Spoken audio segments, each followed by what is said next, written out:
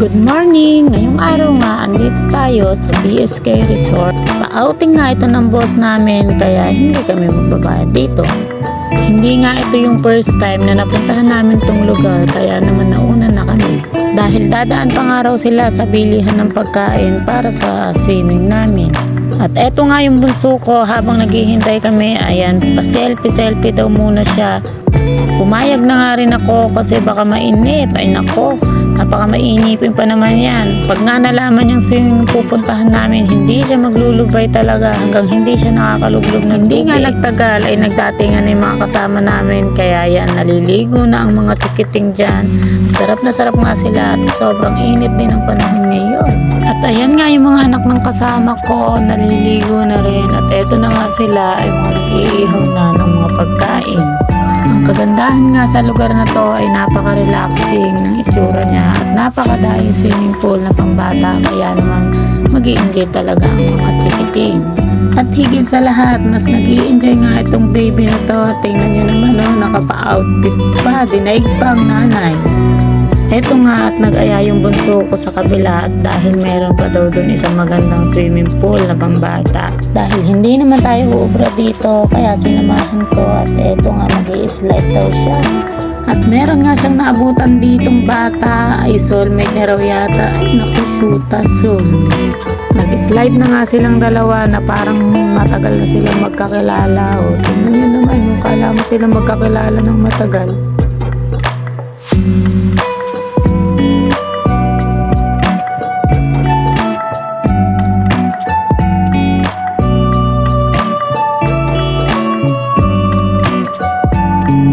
Nung manawa na nga siya kay slide, heto, bumalik na kami sa cottage. Tiningnan ko nga yung mga iniihaw nila, naku shoota, napakadae. Ganito nga yung boss namin pag nagpa-outing, talaga namang hindi ka bibitinin sa pagkain.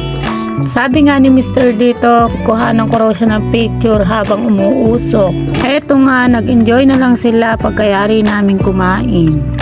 Andito na nga rin yung mga kasama natin, nagsisiliguan na sila at sobrang init na ng mga oras na yan. Ang sarap nga sa pakiramdam pag andito ka sa lugar na to at parang nakakalimutan mo lahat ng mga problema. At eto nga yung bunso ko, walang lubay sa kasi swimming, maghapon yan, hindi man lang siya makaramdam ng ginaw.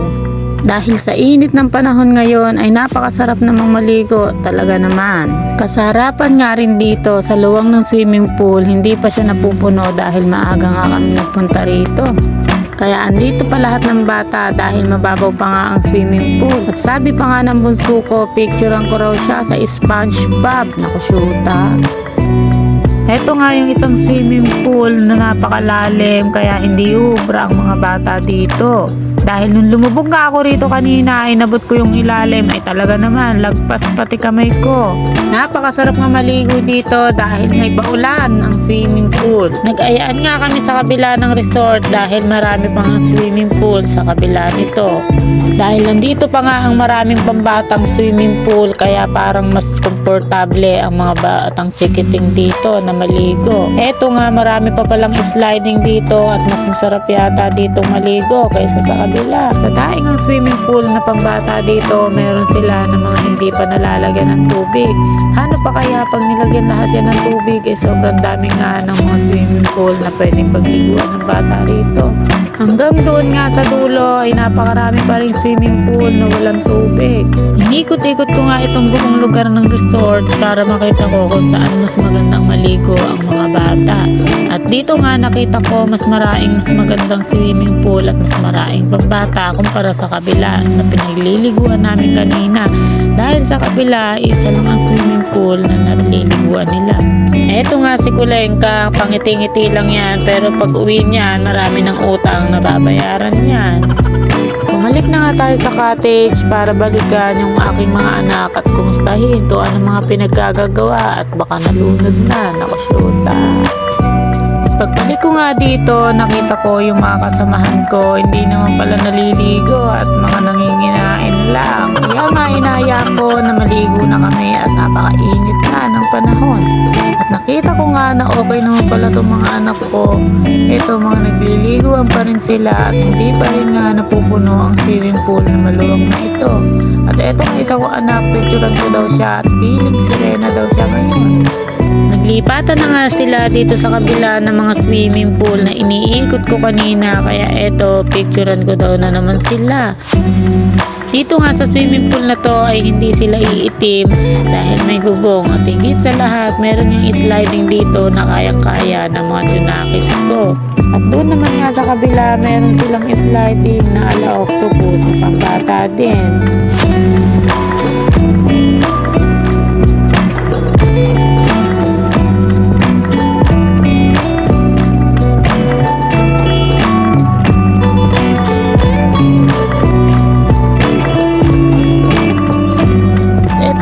Ko, umahon siya at nai-evac daw. Kailangan niya raw mag-CR. Naku, shoot. Pagkayari niya mag-CR, heto na naman, tumakbo na naman at ayun nga siya, sa tuktok, mag-i-slide na naman daw at salo-salo nga siya ng ama niya pag nag-slide. Very supportive na ama.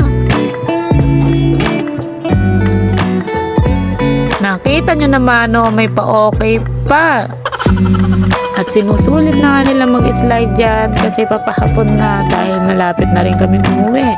Dahil meron pa kami isang lugar na pupuntahan bukod dito.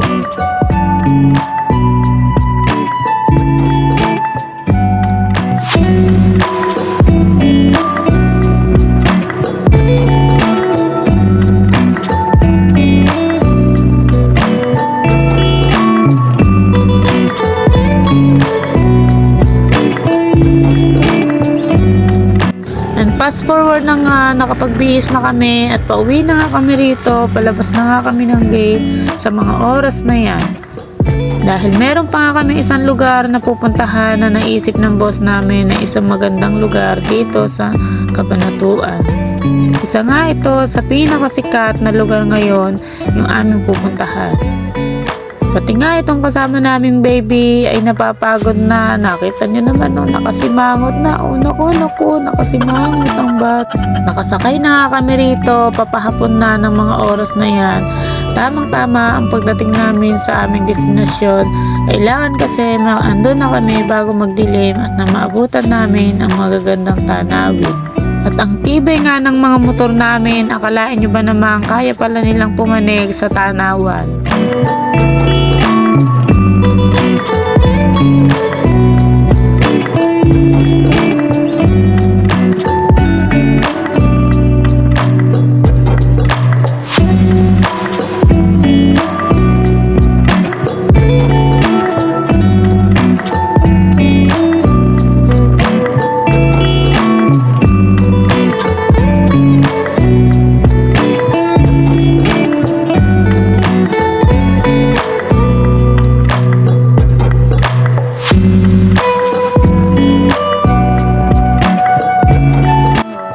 Nakita nyo naman po kung gaano kataas yung pinanik namin at dahil nandito nga kami ngayon sa Tanawan at sulit naman ang hirap ng pag-akyat namin dito at dahil napakaganda nga ng mga tanawin dito at kitang-kita nga ang buong bayan ng Cabanatuan City dito sa Tanawan. Mas magandang tingnan yung lugar na yun.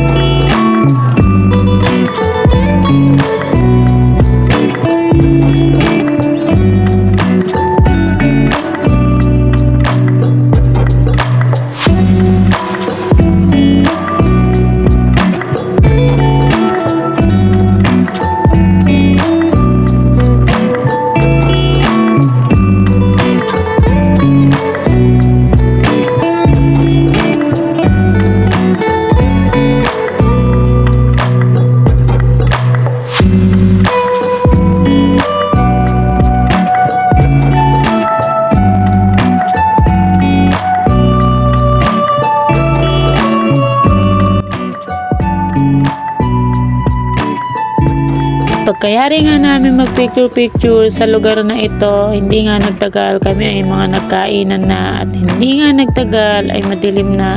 Eto nga at may pa-live band pa sila.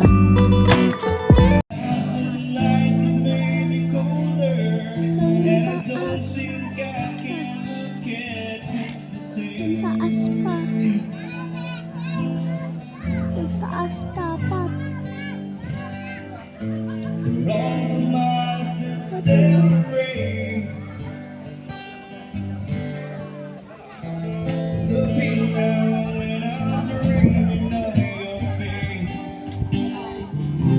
I'm here without you, baby, but you're still on my lonely mind. I'm here without you, baby, and I dream about you all the time. I'm here without you, baby, but you're still with me. At kung araw-araw nga naman talaga ganito ang pupuntahan mong lugar, talaga nga naman marerelax ka, makakalimutan mo lahat ng problema mo.